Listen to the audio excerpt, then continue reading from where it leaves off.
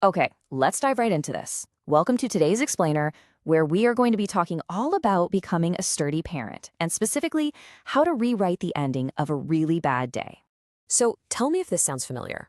Have you ever felt like just the absolute biggest monster in the world after losing your cool? Our goal today is powerful, but actually pretty simple. We're going to look at some science-backed strategies to turn your absolute worst parenting fails into massive resilience-building wins for your kids. I mean, maybe you spent a whole hour cooking dinner, only for your kid to call it gross, and you just completely snapped over how ungrateful they were. Or maybe it was literally the 10th time you asked them to just put their shoes on and you finally screamed. Look, we have all been there. You go to bed with that heavy, sinking feeling in your chest, and you were just entirely convinced you've messed your kid up forever. But here's the core secret of this entire explainer. Yelling at your kids isn't actually what messes them up. What really does the damage is failing to repair the relationship after you've yelled. Because here's the thing, kids absolutely do not need a perfect parent. Perfection is a completely impossible standard, and honestly, it doesn't even prepare them for the real world. What they actually need is what we call a sturdy leader. So what is that? Well, it's a parent who remains calm, unshaken by those daily outbursts, and most importantly, someone who takes complete ownership when things go wrong. A sturdy leader shows their child exactly how to fix a broken relationship. Now, you might be wondering, why is that repair so absolutely crucial? Well, children are literal memory-making machines. When a rupture happens, when you explode, and it's just left unaddressed, the child's brain automatically writes a story to try and make sense of why you got scary. And that old story is almost always, I'm a bad kid, so it must be my fault. It's heartbreaking. But when you step in and actively repair the situation, you are quite literally rewriting the ending of that chapter in their mind. You shift their internal narrative to a totally new story, one that says, Mom or Dad lost their cool, but then they came back, they apologized, and I am safe. This cognitive reframe changes literally everything about their emotional development. So how do we actually do this? We use a 4-step framework called the magic of repair. We've got step 1, separate identity, step 2, self-repair, step 3, the script, and finally, step 4, reconnection. Let's go ahead and break down step 1. Step 1 is a massive internal mindset shift. You have to separate your identity from your behavior. Honestly, you might actually want to say this out loud to yourself right now. I am a good parent who had a moment I'm not proud of. You see, when we explode, it isn't because we're evil monsters. It usually just means our bucket of difficult moments has totally overflowed. You're tired, you're stressed out from work, you're overstimulated, your feelings were simply greater than your skills in that specific moment. You just ran out of resources. Acknowledging that is the very first step to fixing it. Once you've separated your identity from your behavior, step 2 is self-repair. You absolutely have to fix yourself first before you can fix things with your child.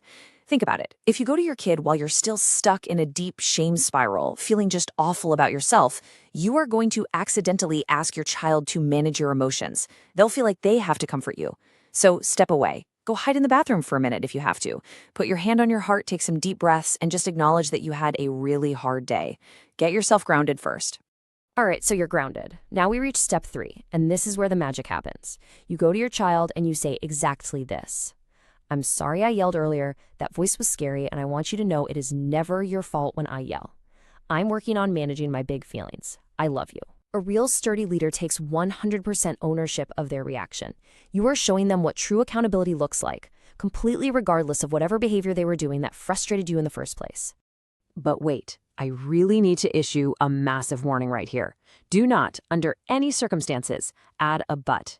You cannot say, I'm sorry I yelled, but if you had just listened to me, no way.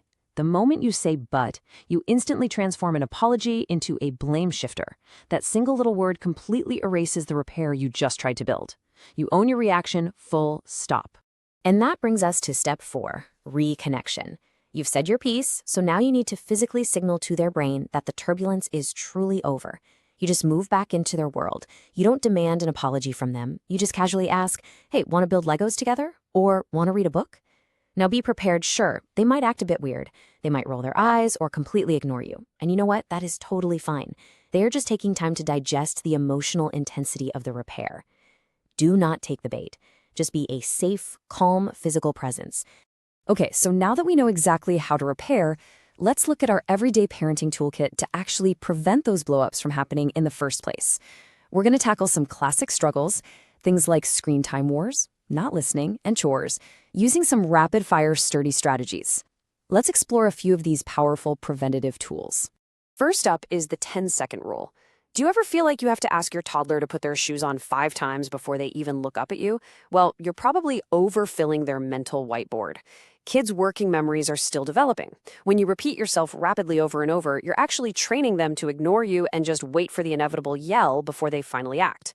So instead, give a request and then offer a patient pause of 7 to 10 seconds. Literally, just wait, let them process it. Next, we have what's called the elevator boundary. We waste so much energy yelling, "Don't touch that," from all the way across the room. But true boundaries aren't verbal requests for your child's cooperation. Think about waiting for an elevator. You don't stand back and yell at the doors to open, right? You walk right up and you press the button. You use a physical action. So if your child is throwing blocks, you calmly walk over, use your physical proximity, and calmly block their hands or just remove the blocks. It requires absolutely no verbal convincing, which drastically lowers the temperature in the room. And check out this number because it will absolutely change your week. 20. This represents the special time hack. We are talking about just 20 minutes of daily one-on-one child-led play. During these 20 minutes, you issue 0 commands, ask 0 questions, and give 0 directions. You just let them lead the whole shebang. Most parents try to optimize or direct play, but pulling back and just being fully present for 20 minutes puts massive amounts of money in the relational bank. This built-up connection is literally the best defense against power struggles later in the day. Another absolutely crucial strategy is knowing the difference between rescuing and scaffolding. Look, when your kid forgets their sweater and you rush it to school for them, you think you're helping, but rescuing them actually steals their confidence. It tells them they're fragile. Scaffolding, on the other hand, builds capability. It means guiding them through the hard tasks, like, say, helping them draft an email to their coach to explain why they were late, instead of just doing it for them. That is how you build long-term resilience. But look, what about those moments when prevention just flat out fails and a massive public meltdown or verbal blowup happens? What do you do when your kid screams, "I hate you," right to your face? In that moment, their prefrontal cortex is completely offline. They literally cannot access logic, so lecturing them on respect right then and there is going to completely fail. Their feelings are simply greater than their skills. Being a sturdy leader in this scenario means acting like a coach during turbulence. You stay unshaken, you hold the healthy boundary, and you ride out the storm without screaming back. Now, if you're sitting there thinking, wow, this feels incredibly difficult, well, that's because it absolutely is. You are actively engaging in cycle breaking. Think of it kind of like this. Your default language, let's just call it English for this example, is that reactive yelling style of parenting you very likely grew up with. What we are discussing today, this sturdy, science-backed approach, is like trying to learn Mandarin. You are learning a completely new language to stop parenting the way your own parents did. You are going to stumble, you're going to accidentally speak English sometimes. Expect a learning curve, give yourself some grace, and just keep practicing your Mandarin. Which brings us to our final thought for this explainer. Parenting is a practice. It is not a destination.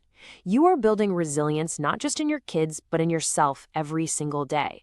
So I want to leave you with a provocative question to reflect on as we wrap up. What is one sturdy win you had this week, even if it started with a complete fail?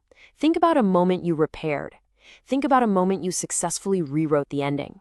Keep that win in mind and just keep practicing. Thanks so much for joining me on this journey.